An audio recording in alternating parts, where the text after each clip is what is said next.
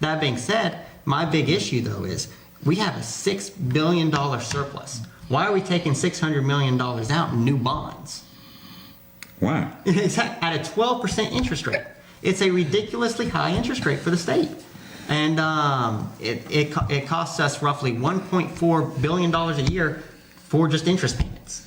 So you know for sure that we're going to do that. That's for sure in the budget. $699 million at a bond rate of it was like $71 billion a year. I mean $71 million a year. To pay it off. So every year. So so we're increasing the budget $71 million a year just for interest payments.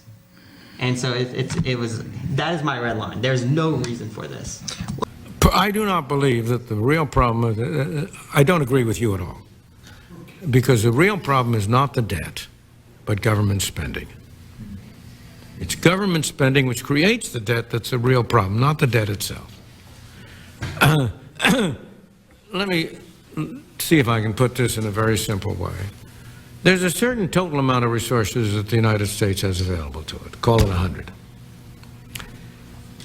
If government spends 50, only 50 is available for private enterprise to use or private individuals to use for consumption and production and saving, investment. Now, so far, I haven't said a word about how this 50 is financed.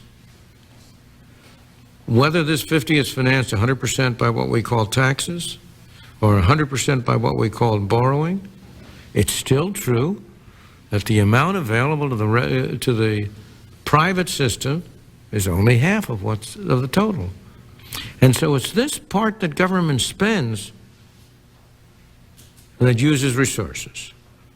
Now, what about what difference does it make which way it is financed? It does make a difference. What we call a deficit is simply a form of taxation.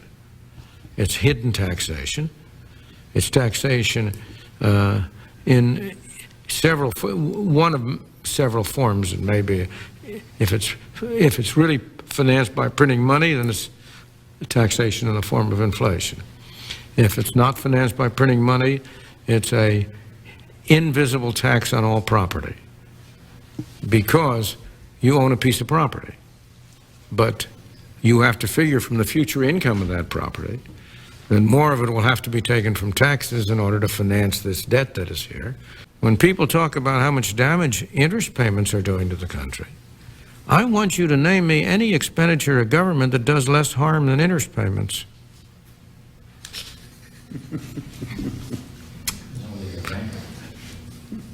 Interest payments don't use up any resources.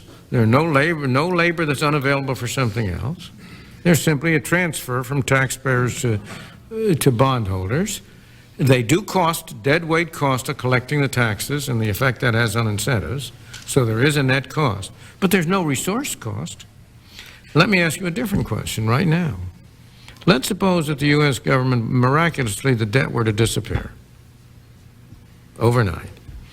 And interest payments, which are now what, 100 and, how much? 200 billion. 214 billion. Or 214 billion disappeared overnight. You think the deficit would be reduced by 214 billion? You're suggesting we would spend it somewhere. Absolutely, absolutely, absolutely.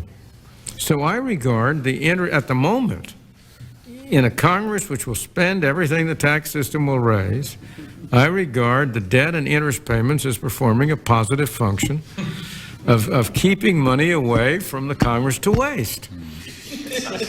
I'm saying the debt is a good thing, but under present circumstances, at the present level of the debt, it's not a harmful, nothing harmful about it.